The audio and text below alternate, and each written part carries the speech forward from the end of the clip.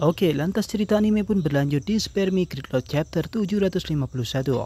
Maka dari itu Mimin akan langsung lanjut saja ke ceritanya.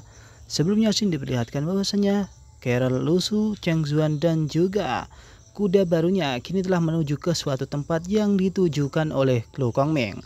Dan kali ini kita berada di kota Yunji, di mana di sini tengah ada Cheng Qiuqiu, yakni teman dari Chang Zuan. Ia seperti raja, ia kemudian bertanya kepada orang yang ada di tempat itu. Lebih tepatnya ia adalah penguasa kota. Apakah Anda mengatakan bahwa Anda belum pernah bertemu dengan Raja Surgawi ke-9? Ucap dari Cheng Qiuqiu kepada penguasa kota. Tapi nampaknya penguasa kota itu tidak tahu apa yang dikatakan oleh Cheng Qiuqiu. Yang ia tahu ada orang dari dunia lain yang berusaha ngacak-ngacak negeri di tempat ini. Maka dari itu dia bersiap-siap, jikalau orang itu datang ke tempat ini maka dia akan bergegas untuk menghadapnya.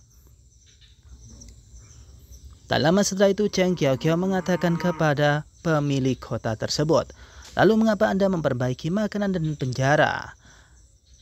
Dan dengan tegas memerintahkan bawahan Anda untuk tidak menyakiti para tahanan," ucap dari Cheng Qiuqiu kepada sang penguasa kota. Ia kemudian tertunduk malu. Ia kemudian berkata kepada Cheng Qiuqiu, "Yang mulia, saya baru saja mendengar tentang perbuatan dari Raja Surgawi ke-9. Berpikir bahwa dia akan datang ke kota Yunji. Cepat atau lambat, saya memberi perintah terlebih dahulu, tetapi siapa yang mengira Anda tengah datang ke sini?" Ternyata orang-orang yang ada di sini sudah mengetahui jikalau ada makhluk lain datang ke dunianya. Maka dari itu Cheng Qiuqiu kemudian berpikir dia belum datang, tetapi rekannya yang mencarinya sudah tiba terlebih dahulu, pikir dari Cheng Qiuqiu. Ia memikirkan bahwasanya Lusu itu sulit sekali untuk dicari, apalagi pengaruhnya cukup besar di dunia yang seperti ini. Cheng Qiuqiu kemudian tertunduk dan memikirkan sesuatu. Saudara Su melakukan tur yang sangat jauh. Berita tentang kejadian aneh di kota sudah tersebar di mana-mana. Dan keberadaan saudara Su belum ketemu juga, pikir Cheng Qiuqiu. Cheng Qiuqiu kemudian berpikir bahwasanya dia akan pergi ke tempat lain jika di tempat ini tidak ada Lusu. Tak lama setelah itu, Cheng Qiuqiu kemudian memikirkan, namun berdasarkan jarak, saudara Su dan yang lainnya seharusnya datang ke kota Yunji setelah meninggalkan kota Dokun, bukan? Mungkinkah mereka pergi ke kota Luchen terlebih dahulu, pikir dari Cheng Qiuqiu.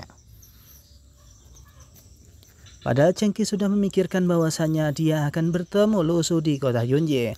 Tapi apa boleh buat, mungkin Lusu ke tempat kota yang lain. Atau lebih tepatnya dia akan mengacau di tempat lain. Setelah merasa puas di tempat itu dan bertanya-tanya kepada sang pemilik kota, kini Cheng Qiuqiu bergegas untuk pergi meninggalkan tempat itu dan berpamitan serta meminta maaf kepada penguasa kota. "Kalau begitu saya minta maaf atas gangguannya, selamat tinggal," ucap dari Cheng Qiuqiu berkata kepada orang tersebut dan bergegas untuk pergi.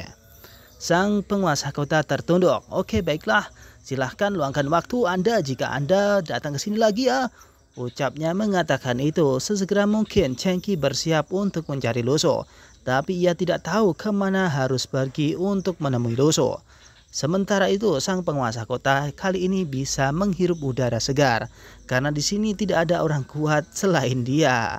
Dan dia bisa menguasai kota tersebut lagi. Phew, akhirnya aku berhasil mengusir Dewa Agung ini. Terlalu tidak nyaman menjadi cucu setelah puluhan tahun mendominasi. Saya harap tidak ada orang lain yang akan datang ke tempat ini.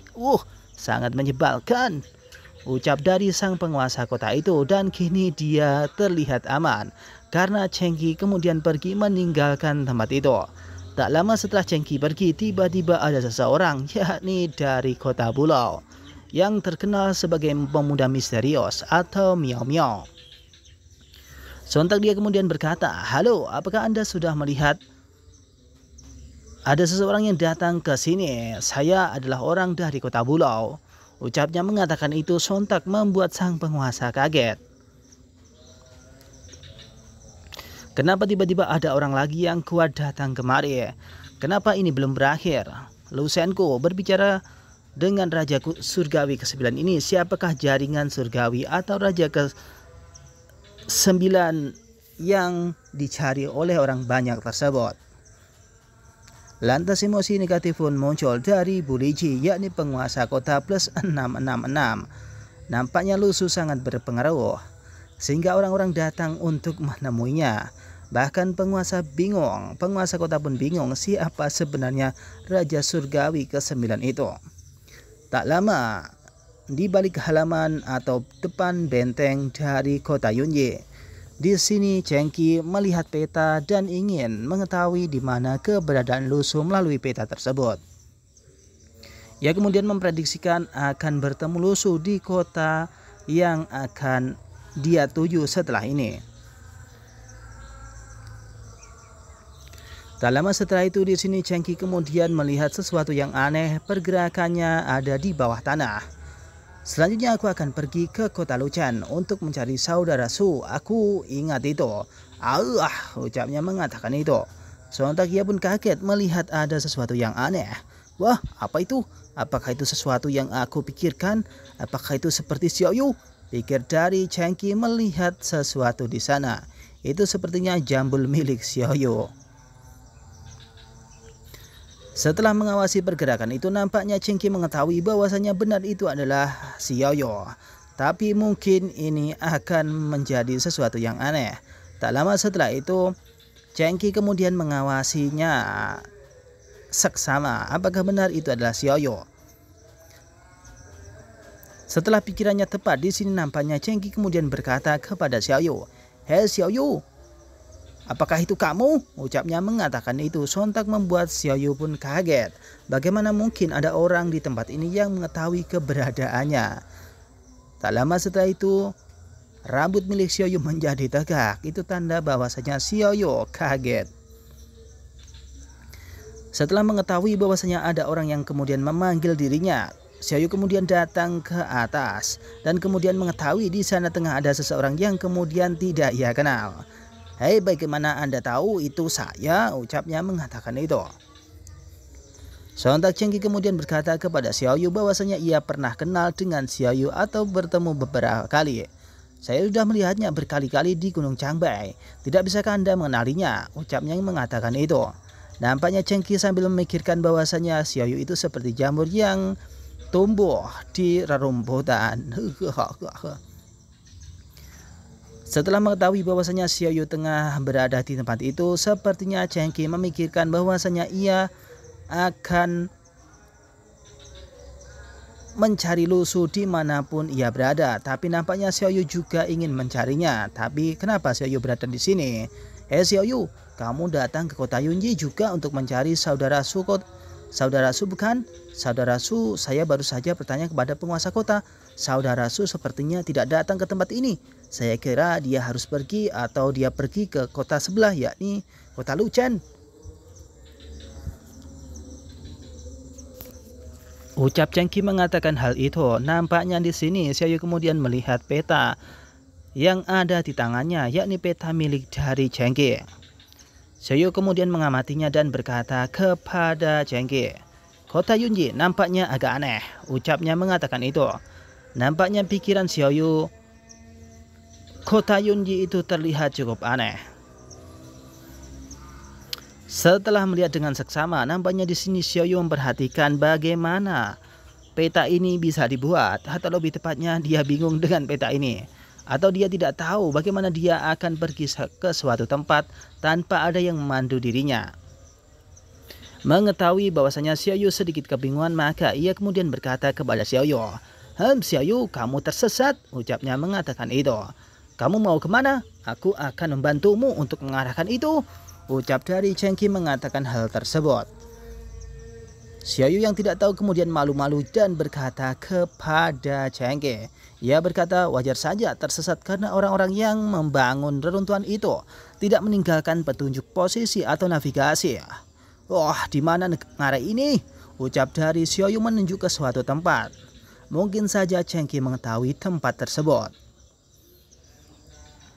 Setelah menunjuk ke suatu tempat, di sini nampaknya Chengki kemudian memberitahukan bahwasanya ngarai itu ada di depannya.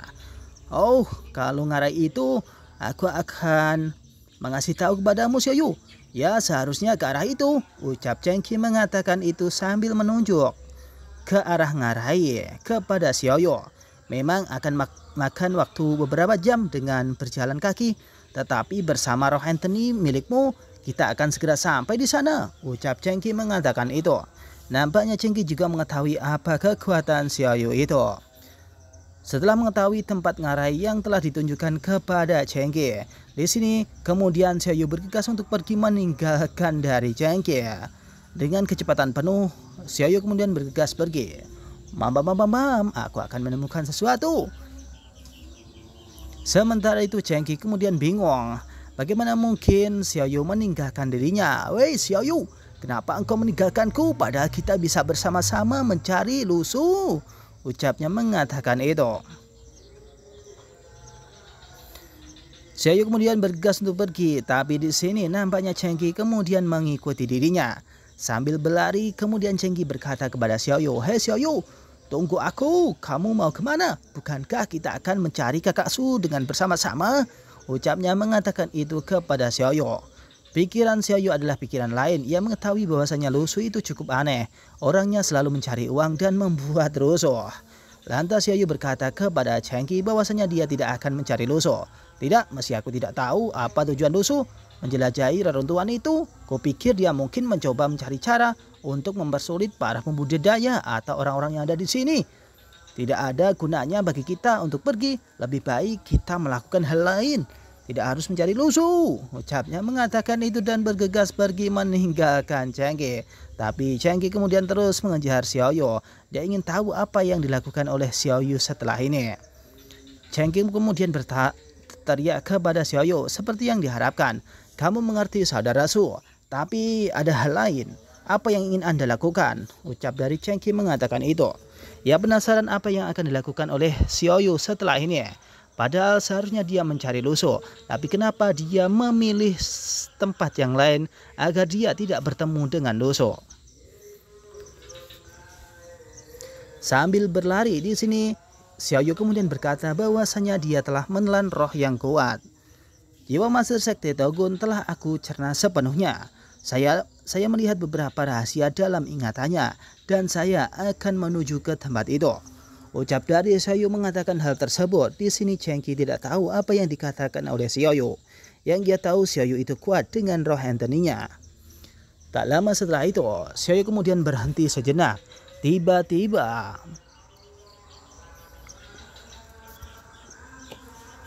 bebatuan yang ada di samping Xiaoyu kemudian menjulang tinggi. Ia kemudian bergetar. "Hei, apa yang kamu lakukan Xiaoyu?" Ucapnya mengatakan hal tersebut. Xiaoyu kemudian menunjukkan ke suatu tempat. Ada sebuah kotak tersembunyi di atas ngarai yang merupakan tempat paling misterius di reruntuhan ini. Ucap Xiaoyu menunjuk ke arah atas. Ia menunjukkan sesuatu bahwasanya ada tempat yang sangat berbahaya di tempat ini, yakni di atas ngarai. Ucap Xiaoyu kepada Chengki. Chengki tidak tahu ia harus melakukan hal apa, tapi di sini ia cukup ragu. Ia akan menuju ke tempat tersebut. Chengki kemudian berkata, "Maksudmu apakah ada mata formasi di tempat itu?" Ucap dari Chengki mengatakan itu. Xiaoyu langsung berkata, "Iya, bahwasanya di tempat itu adalah mata formasi dan dia akan kembali ke dunia aslinya."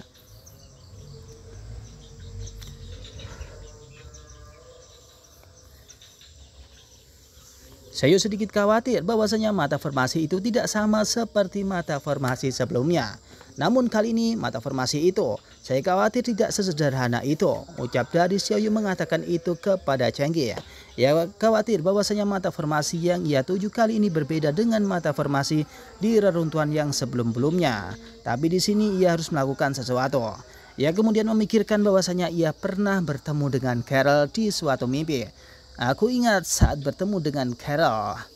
Hendak menghilang dari itu, aku sepertinya mendengar. Lalu sepertinya aku pernah mendengar bahwa seseorang mengatakan sesuatu.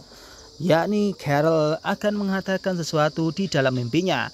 Tapi belum sempat Carol itu berkata, tiba-tiba mimpinya telah hilang ditelan bulan."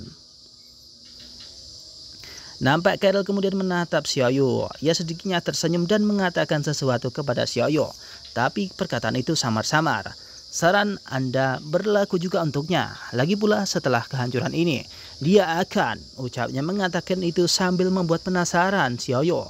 Xiaoyu yang kesal dengan hal itu, nampaknya ia tidak tahu maksud dari Carol. Ia kemudian bertanya kepada Carol di dalam mimpi itu. Apa maksudmu? Ucapnya mengatakan itu. Apa yang terjadi pada Lu Su? Jelaskan sekarang, ucapnya kepada Carol. Tapi mimpi itu kemudian menghilang dan Carol juga menghilang. Sementara itu Xiaoyu juga ikut menghilang dan kemudian dia terbangun. Menyadari bahwasanya dia tidak mendapatkan informasi dari mimpi tersebut, Xiaoyu kini memikirkan sesuatu. Saat ia bertemu dengan Carol, ia ingin menanyakan sesuatu kepada Carol. Tapi Lu Su tengah berada di tempat itu, jadi Xiaoyu tidak jadi bertanya. Aku berusaha mencari kesempatan untuk bertanya padanya apa maksudnya hari itu, tetapi aku belum sempat karena kehadiran Lu Su.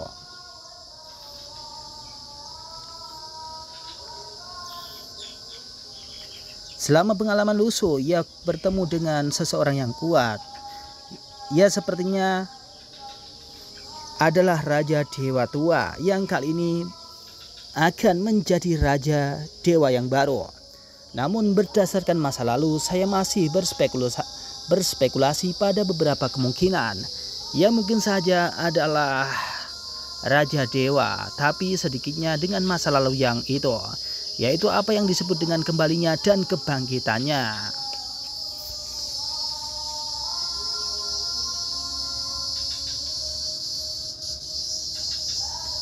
Saya kemudian terus memikirkan bahwasanya Raja Dewa Tua itu adalah Lu Su.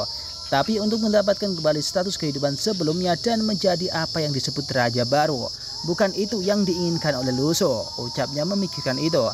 Ia mengetahui bahwasanya Lu Su tidak memikirkan hal itu atau bahkan menginginkan itu. Ia hanya ingin bersenang-senang di dunia ini dan menjaga Xiaoyu.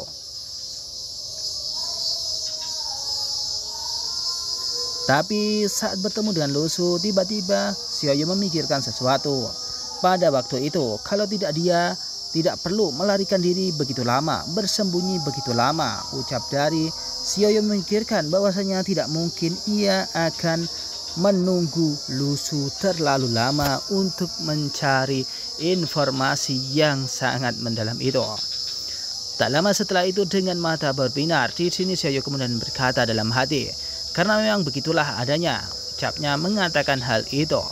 Nampaknya lika-liku ini menunjukkan bahwasanya Raja Dewa Tua itu adalah Lu Su. Tapi itu adalah pikiran dari Xiaoyu. Setelah puas dengan pikirannya, di sini Xiaoyu bergegas untuk pergi ke tempat itu bersama dengan Roh Anthony dan juga Chengki. Aku akan melakukan apa yang tidak ingin dia lakukan sama sekali, ucap Xiaoyu kepada Chengki dan bersiap untuk menuju ke suatu tempat. Beberapa saat kemudian tiba-tiba bebatuan yang ada di tempat itu cukup goyah. Dan di sini Xiaoyu kemudian merilis kekuatannya dengan Roh Anthony. Kekuatan luar biasa buat jelas. Tiba-tiba tanah di area situ tiba-tiba menjulang cukup tinggi, membuat burung-burung itu ketakutan.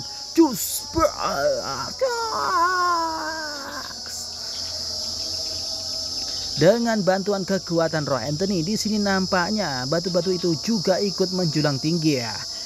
Xiaoyu, Chengki dan Roh Anthony berusaha untuk naik ke atas awan. Tapi di sini Chengki cukup bingung bagaimana mungkin Xiaoyu bisa melakukan kekuatan yang sangat luar biasa. Tapi Roh Anthony itu biasa-biasa saja sambil jakikikan.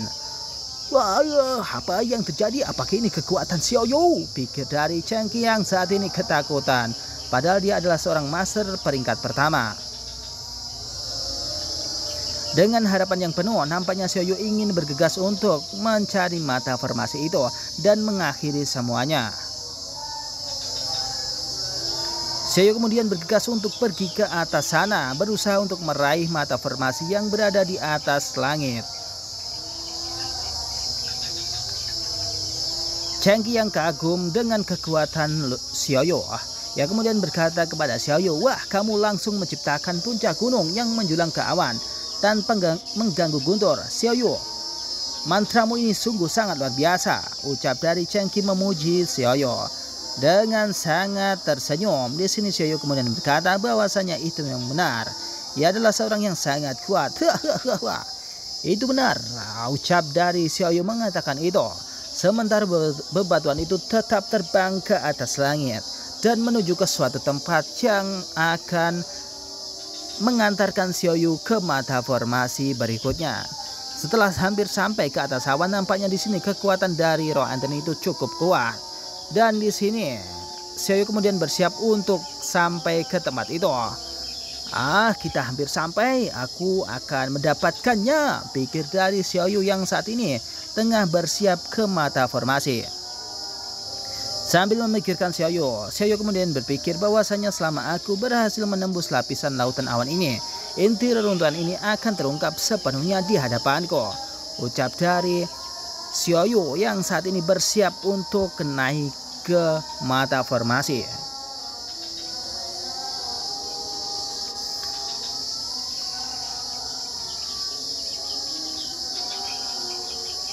Xiaoyu hampir dekat dan kali ini ia berpapasan dengan awan putih yang tebal, dan Xiaoyu berhasil untuk menuju ke puncak, ke mata formasi yang ada di depan matanya. Seketika itu Xiaoyu kemudian menjulurkan tangannya sampai ke atas awan. Tak lama setelah itu Xiaoyu kemudian menyentuh awan itu dan terjadi sesuatu yang cukup aneh. Tiba-tiba langit pun menjadi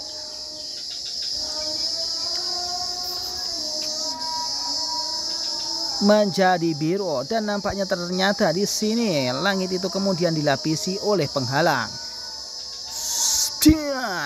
Benturan keras pun terjadi antara kekuatan Xiaoyu dengan area yang telah dilindungi, yakni mata formasi atau lebih tepatnya kota keabadian atau biasa disebut dengan kota Bulau.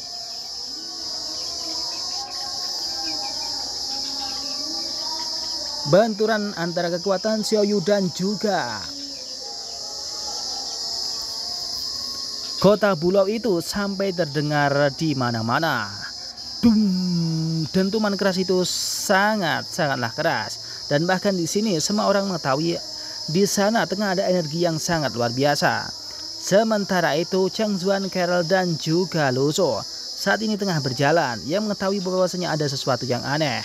Lu Su merasakan bahwasanya hawa-hawa kekuatan yang sangat besar. Lu Su kemudian menoleh ke arah belakang. Ia mengetahui ada energi yang sangat kuat. Mengapa ada fluktuasi energi yang begitu besar di langit? Ucap Lu Su mengatakan itu. Ia mengetahui di atas langit telah terjadi sesuatu. Apakah ada seseorang yang kemudian berada di atas langit itu? Setelah menoleh, ia mengetahui bahwasanya itu adalah kekuatan dari Xiaoyu yang kemudian digunakan untuk mencapai batas kota ini, yakni menuju kota abadi atau kota Bulau. Langit biru pun menjadi cukup aneh karena di sana ada perisai yang kemudian menghalangi kota tersebut. Mengetahui hal itu, nampaknya di sini Lu Su kebingungan. Padahal dia telah mencari Xiaoyu, kali ini dia telah menemukannya.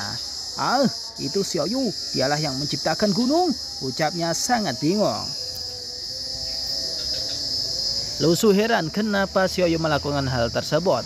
Sampai-sampai dia kemudian membuat gunung untuk mencapai kota keabadian. Sementara itu di kota Yunji, nampaknya di sini Miao santai-santai saja. Setelah dia bertanya kepada penguasa kota, dia juga tidak mengetahui di mana keberadaan Lu Su. Ia kemudian bingung untuk mencarinya. Ke sana kemari tidak pernah menemukannya. Dia kemudian frustasi dan ingin balik pulang saja. Ia kemudian berpikir dia tidak pergi ke kota Luchen dan tidak datang ke kota Yunji. Mengapa dia tidak menaati peraturan? Mengapa aku tidak kembali ke kota Bulau saja dan menunggunya di sana? Dia pasti akan datang, pikir dari Miao. Setelah melihat ke sana kemari, nampaknya dia tidak menemukan Lu Su. Tapi tiba-tiba ada energi yang sangat kuat yang bisa dirasakan oleh Miao. Apakah ada energi yang cukup kuat di sini? Bagaimana mungkin bisa terjadi? Miao Miao bersiap untuk bergegas pergi meninggalkan kota Yunye. Di depan pintu nampaknya ia mengetahui ada sesuatu yang menjulang tinggi ke arah kota keabadian. Apa di sana tengah ada energi yang cukup kuat? Ucap dari Miao Miao yang saat ini kebingungan bagaimana mungkin ada seseorang yang akan menuju ke kotanya. Apa dengan panik di sini nampaknya. Miao Miao ingin segera mungkin ke tempat tersebut. Siapa yang berani masuk tanpa izin ke kota Bulauku? Aku akan menghajarnya. Wah, ucap dari Miao Miao. Dan cerita pun berakhir di sini, akan dilanjut di Super Migri chapter yang selanjutnya.